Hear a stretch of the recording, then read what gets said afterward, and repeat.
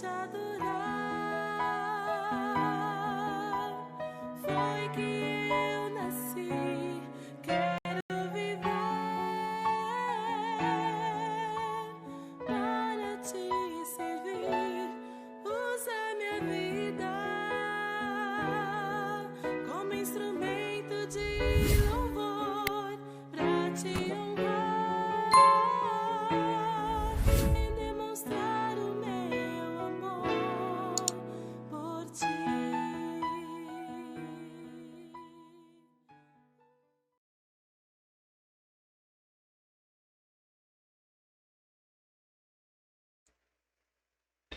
Bom dia, bom dia. Começando mais um Café e Comunhão. Hoje nossa leitura e reflexão em Cantares, capítulo 5. Estamos então lendo e refletindo no livro de Cantares, que fala sobre o enlace matrimonial entre o rei Salomão, muito possivelmente é dele que está se falando, e também de uma jovem sulamita. Então aqui a preocupação do texto é justamente falar sobre a vida conjugal e como esse relacionamento ele pode se solidificar ao longo do tempo, evidentemente, desde que Deus seja o elo, né, na vida desse casal. Tá? Então nós vimos anteriormente, né, no capítulo 3 e 4, falando sobre a questão do namoro e também a questão do casamento, dos preparativos para o casamento. No capítulo 4, propriamente dito, vimos o casamento sendo consumado, e agora no capítulo 5 vemos a festa do casamento, tá? Então, a partir do versículo 1, ele fala sobre esse início desse casamento, essa festa desse casamento que começou. Falamos anteriormente que o versículo 1 do capítulo 5 poderia ser o versículo 17 do capítulo 4, porque ele é uma continuidade, então, daquele texto. Antes de nós continuarmos aqui, não se esqueça de dar o seu like, o seu joinha, compartilhar o vídeo se você ainda não fez, né? Ou mesmo depois que terminarmos aqui, compartilhe o máximo possível com as pessoas, para que tenham acesso a essa informação, a essa palavra que é transformadora, né? Vidas, casamentos, famílias podem ser abençoadas, restauradas com toda certeza, através dos ensinos, né, desta palavra, tá bom?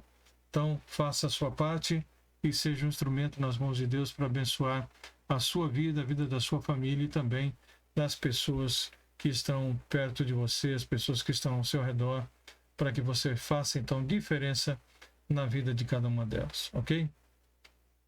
Meus queridos, a celebração de um casamento é um momento de alegria, uma promoção do amor e da união entre um homem e uma mulher que decidiram firmar uma aliança perante Deus e as testemunhas. Porém, a emoção, né, do pedido, a felicidade da aceitação, o deleite da festa, tudo isso é passageiro e não pode servir de alicerce para a vida dos dois, porque isso passa rapidamente, né? Vemos isso na vida de muitos casais, né, que acabam agindo dessa forma e não passam de uma semana e já estão separados, tá? Então o amor, o respeito, a cumplicidade e, acima de tudo, a comunhão com Deus devem compor o alicerce de todo casamento, tá? Então guarde bem isso. O amor, o respeito, a cumplicidade e, acima de tudo, a comunhão com Deus. Se Deus for o elo da vida de vocês, do casamento de vocês, então essa corrente não há de se quebrar. Mas se ele não for, ela se romperá facilmente, ok? Então, ele começa no capítulo 5 a falar, então, sobre essa questão desse casamento que foi consumado, né? E aí, então, nós temos algumas informações aqui que, com certeza, muito nos ajudarão a compreender o que o texto bíblico está nos dizendo, né? Lembrando que não estamos fazendo um comparativo desse texto com a questão espiritual de cada um dos versículos, apenas às vezes dando uma pincelada aqui, porque evidentemente ele tem todo um contexto também espiritual, né? Mas nós estamos aqui observando literalmente o que o texto está nos apresentando, ok? Então nós temos aí a leitura bíblica que vamos começar, onde ele diz o seguinte: já entrei no meu jardim. Então lembre-se que nós falamos no nosso encontro anterior, sobre a questão da virgindade dessa jovem, falando sobre o jardim fechado, e também falando justamente sobre o fato de que o sexo, dentro do contexto bíblico, ele só é permitido, só é lícito após a contração, então, do matrimônio. Antes disso, não é algo que Deus se agrada de que aconteça uma união sexual, né? Antes de uma união de relacionamento de coração, de mente, até mesmo uma união espiritual, para que depois, então, ocorra, né, a união carnal, tá bom? Então ele diz, já entrei no meu jardim, minha irmã, minha esposa. Lembre-se, então, minha irmã fala sobre a questão de parentela, a pessoa mais próxima. Então, era comum no Oriente chamar a esposa de minha irmã. Colhi a minha mirra com a minha especiaria. Comi o meu favo com o meu mel. Bebi o meu vinho com o meu leite. Comei, amigos. Bebei abundantemente, ó amados. Né? Então, bebi o meu vinho. Esse verso, então, ele deveria estar no capítulo anterior, porque ele é a resposta, né, ao consentimento da donzela em se casar com ele. Então, ao fim desse ato amoroso, né, o noivo fala que está completamente satisfeito com a sua bela noiva, tá? Tiveram o seu encontro, né, não apenas emocional, mas também físico, e agora está completamente satisfeito com a sua noiva. Comei e bebei, amigos, né? Então, a palavra, sem dúvida, dirigida aos convidados na festa do casamento. Então, várias pessoas chegaram até ali, vários amigos, como ele menciona aqui, né, que foram convidados para participar, então, da festa do casamento, ok? Falamos anteriormente sobre a questão do vinho também, não se esqueça, que era uma bebida muito importante na época e falava sobre a prosperidade na vida da pessoa, tá? Eu dormia, mas o meu coração velava.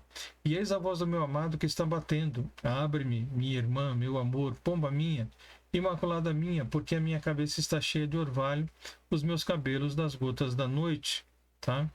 Então aqui já se fala num outro momento. Lembre-se que nós falamos que ela tem, no capítulo 3, ela sonha, né? E depois nós vemos um outro sonho que ela tem. Ela diz aqui, eu dormia. Então está falando, né, sobre uma questão de sonho. A noiva então relata um sonho agitado que ela teve. Ela sonha que o seu amado foi até ela, né, à noite, tá? E no momento de demora, ela o perdeu. Capítulo 3, nós vemos que ela ficou procurando ele pela cidade e os guardas, então, a encontraram, a ajudaram, a protegeram e também ela conseguiu encontrar o seu noivo. Agora aqui um segundo sonho, ela perde o seu marido, tá? E ela está, então, procurando. Então, algo bem similar ao sonho que foi narrado no capítulo 3. Mas aqui a ênfase é colocada justamente na angústia, né? No primeiro sonho temos um feliz desenlace, e aqui nós vemos a angústia que ela tem, porque não sabe onde está o seu marido, tá? E ele fala aqui claramente, né, sobre a questão de os cabelos com as gotas da noite. Então o orvalho, né, que tomou conta dele ficou para fora, e com orvalho na sua cabeça, né, gotas então de água por causa do frio e do nevoeiro, muito provavelmente do vapor, né, que tinha naquele momento, tá? Já despi a minha roupa, como a tornarei a vestir? Já lavei os meus pés, como os tornarei a sujar? Então parece que ela está dizendo aqui o seguinte, né? Já me aprontei para dormir, não me incomode. Então, dentro de um sonho, é isso que está acontecendo, tá? Então ela não iria se levantar para abrir a porta para o seu amado, ok? Então aqui é essa a ideia que se passa, né? Ela já está dormindo, ela não vai se levantar, não vai se incomodar em levantar, né? Em sujar de novo os seus pés, né? Para que possa então abrir a porta para o seu amado, tá? Estou repetindo isso várias vezes. Isso ela está dentro de um sonho. O meu amado pôs a sua mão pela fresta da porta e as minhas entranhas estremeceram por amor dele, né? Então, essas palavras, né, foram acrescentadas de uma forma correta aqui. Alguns supõem que ela estendeu a sua mão através da janela, ele, no caso, né, estendeu a sua mão através da janela que era gradeada, né? Então, não são janelas como vidros, como nós temos hoje, mas eram gradeadas para ter um mínimo de proteção, não só contra invasores, mas também contra animais, tá bom? Mas ele pôs a sua mão ali por aquela fresta, tá? Eu me levantei para abrir ao meu amado, e as minhas mãos gotejavam mirra, os meus dedos mirra com doce aroma sobre as aldravas, né, da fechadura. Tá? Então, possivelmente, ainda nesse sonho, né, ela tem justamente toda essa visão do que está acontecendo e todas essas sensações, né, quando ela fala sobre as mãos gotejando mirra, então falando sobre todo esse nervosismo, né, para estar ali à frente do seu noivo, tá? Ela põe a mão na fechadura, então ali fica molhado por causa então da sua mão que estava gotejando mirra, tá? Então, mas diante de toda essa situação, né, eu me levantei para abrir, tá? Coloquei a mão na fechadura, mas ela continua dizendo, né, eu abri ao meu amado, mas já o meu amado tinha se retirado. Então, pode-se imaginar a expressão de desapontamento dessa jovem ao ver que o seu amado partiu e não estava mais ali. Ela então, apesar de ter, como falamos, né, não desejando ser perturbada no seu sono, mas ela se levanta, vai até o encontro do seu amado, mas talvez pela demora ele foi embora, ele partiu. Diz aqui, ele tinha se retirado, tinha ido. A minha alma desfaleceu quando ele falou. Busquei-o e não o achei, chamei-o e não me respondeu. Então, quando ele estava falando, colocou a sua mão na fresta e falou a ela, ela ficou totalmente desfalecida, como diz o texto aqui, emocionada. Mas ela deve, por algum motivo, se demorado um pouco mais, e ele então foi embora, tá? Busquei-o, né? Possivelmente ainda dentro desse sonho agitado que ela estava tendo, e ela não o encontrou, chamou e ele não lhe respondeu. Acharam-me os guardas que rodeavam pela cidade, espancaram-me, feriram-me, tiraram-me o manto os guardas dos muros. Diferente do primeiro sonho, dos guardas que a protegeram e ajudaram, aqui então diz de que ela foi espancada, tá? Pensando talvez, aí olha-se vários aspectos, que fosse uma mulher de má reputação, vagando pelas ruas da cidade uma hora daquela, né, com um manto, não se apresentando de forma muito clara, então ela foi espancada. Isso também descreve o tratamento que sofre uma mulher, né, justamente a altas horas da noite, numa cidade perigosa, tá? E aí então ela deixa bem claro que a feriram, que a espancaram, né? Que tiraram o manto dela os guardas dos muros, os guardas da cidade, tá? Então ela está aqui relatando o sonho que ela está tendo diante dessa situação, e muito provavelmente ela sentindo o peso, né, da culpa de não ter aberto a porta para o seu marido o mais rápido possível e tendo que depois procurá-lo, né? Tendo talvez deixado ele para fora por algum motivo, talvez por algum desentendimento, e agora está se sentindo culpada porque fez isso, e em contrapartida parece que ela é castigada em meio a essa culpa, tá? Conjuro-vos, ó filhas de Jerusalém, que se achardes o meu amado, lhe digais que eu estou enferma de amor, né? Então eu estou enferma, desfalecida. Então dessa vez a noiva é que dá a impressão a expressão, né, ao seu profundo sentimento de amor pelo esposo. Então, não tendo sido capaz no seu sonho de encontrar o seu amado, agora ela apela urgentemente para as filhas de Sião, né, que se o encontrarem, lhe falem do seu grande amor. Digam a ele o quanto ela o ama e o deseja de volta na sua casa. Tá? Ela pede então ajuda. Que é o teu amado mais do que o outro amado, ó tu, a mais formosa entre as mulheres? Que é o teu amado mais do que o outro amado, que tanto nos conjuras? Então aí as filhas de Sião fazendo essas perguntas para a Sulamita, fazendo essas perguntas para a jovem recém-casada. Então, esse apelo urgente leva essas jovens, então, a perguntarem o que há de tão especial na vida desse homem, né? Que ela tanto o procura e se sente tão desfalecida de amor por ele, né? Então, essa pergunta dá oportunidade à noiva de descrever a aparência notável do esposo.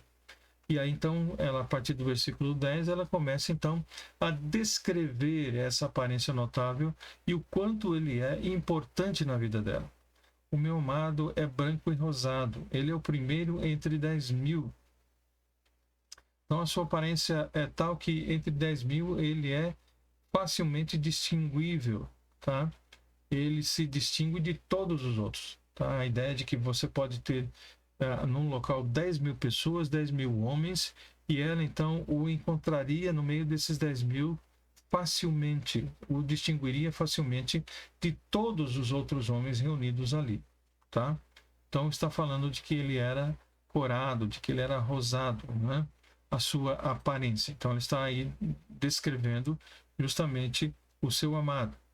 A sua cabeça é como o ouro mais apurado, os seus cabelos são crespos, pretos como o corvo, né?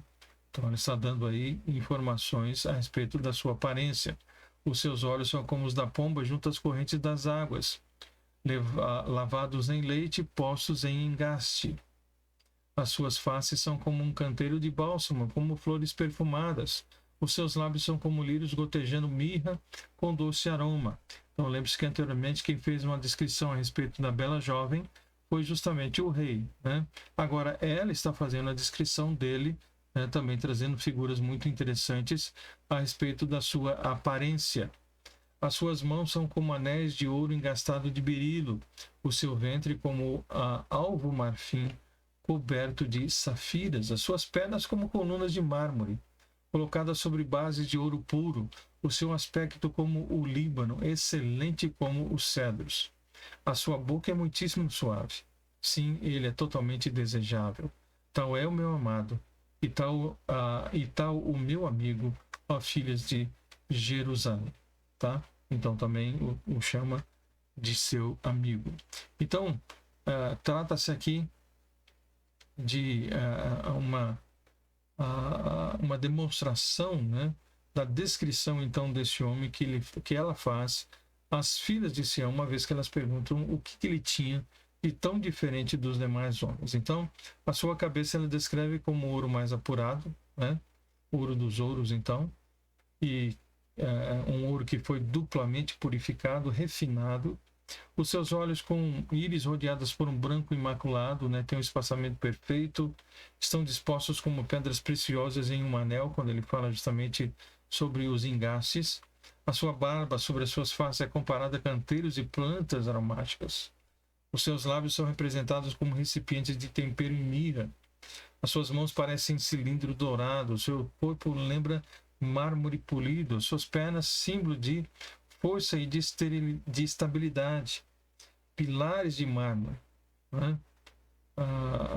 Então é essa a apresentação que é feita, a descrição a respeito do seu amado, tá? Então essa descrição física de Salomão, né, do rei aqui, então é descrito com termos bem marcantes aqui no texto, tá?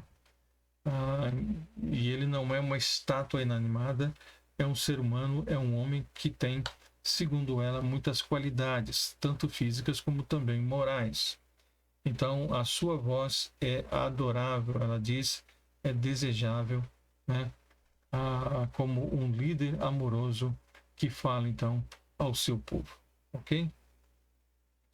Então, tanto o diálogo, né, como a intimidade sexual devem fazer parte do dia a dia do casal. Quando nós olhamos aqui para todo esse aspecto, é sobre isso que nós vemos. E quando a gente fala de intimidade sexual diária, não nos referimos necessariamente ao ato sexual diariamente, né?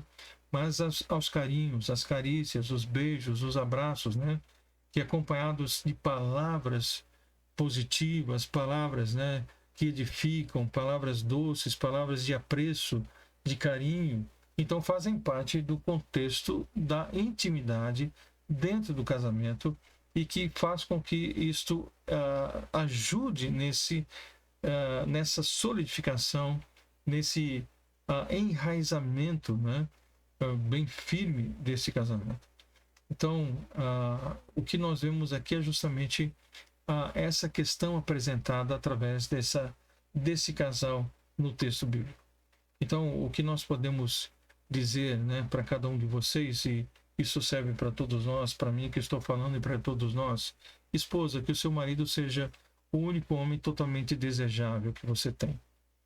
Há muitas pessoas, e hoje em dia a coisa está tão complicada, né, que se o homem trai, a mulher também quer trair para poder dar o troco, né? Se ele deseja outras pessoas, ela também quer desejar. Então, não dê o troco dessa forma. A Bíblia diz que nós não devemos, né, retribuir o mal com o mal, mas justamente retribuir o mal com o bem. Então, que ele seja o único homem desejável, todos os dias. Esposo, que você só deseje e queira a sua esposa, que ela seja exclusiva para você como um jardim fechado, em que ninguém mais pode tocar. E que todos os dias, como diz o texto aqui também, não permita, né, que o que deveria ser um investimento se transforme num demolidor de sonhos. Invista na vida do seu esposo, invista na vida da sua esposa. Deus nos concedeu o tempo como um presente que deve ser compartilhado principalmente, né, com aqueles que amamos. Então, tempo de qualidade, um tempo que é cada vez mais escasso na vida de todos nós, que possamos ter tempo de qualidade com as pessoas que nós amamos.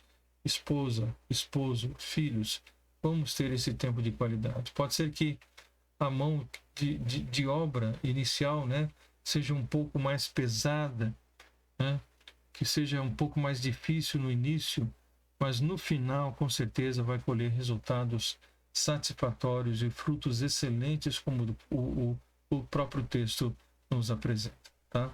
Pomar que tem frutos excelentes, tanto do lado do marido, como do lado da esposa, como do lado da família como um todo, ok? Então aqui orientações, instruções de um homem que falhou sim, teve seus problemas, mas que tinha profundo conhecimento do relacionamento humano, porque ele entendeu a duras penas, com toda certeza, o que significava realmente um relacionamento duradouro, um relacionamento que agrade a Deus. Então que você possa, em lendo mais uma vez esse texto, em ouvindo essas explicações, e o seu coração se abra, né? E se há algum problema, alguma crise com seu esposo, com a sua esposa, olhe para o texto bíblico, busque a vontade de Deus, orientação dele, força dele, e invista no seu casamento para que ele possa realmente perdurar até o fim dos seus dias, porque esta é a vontade de Deus para cada um de nós. Que Deus possa abençoar, que todos tenham um bom dia, debaixo da graça e da orientação do Senhor, e amanhã, Deus permitindo, estaremos juntos com o capítulo 6, dando continuidade a essa leitura e também a reflexão do texto. Tá bom? Deus, obrigado por esse tempo juntos, que a Tua palavra seja, ó Deus, cada dia mais edificante na nossa vida, e que nós possamos, ó Deus, viver para o louvor da Tua glória, sabendo que aquilo que satisfaz o Teu coração traz com toda certeza alegria e satisfação também para cada um de nós. Orienta-nos, dirige-nos, e se há vidas, ó Deus, que estão sendo desgastadas, destroçadas pelo pecado, ou pelo distanciamento, ou por qualquer outro tipo, ó Deus, de atitude negativa, que, ó Deus, a palavra do Senhor possa falar a cada coração e trazer esperança, e trazer, ó Deus, um recomeço, para que bênçãos sejam derramadas sobre a vida de cada casal, de cada família. Oramos assim, em nome de Jesus. Amém. Deus abençoe todos vocês, então. Amanhã, Deus permitindo, estaremos juntos novamente, né, para darmos continuidade aqui à leitura e reflexão do texto bíblico. Um forte abraço a todos vocês, que Deus abençoe, e até amanhã, se Deus permitir.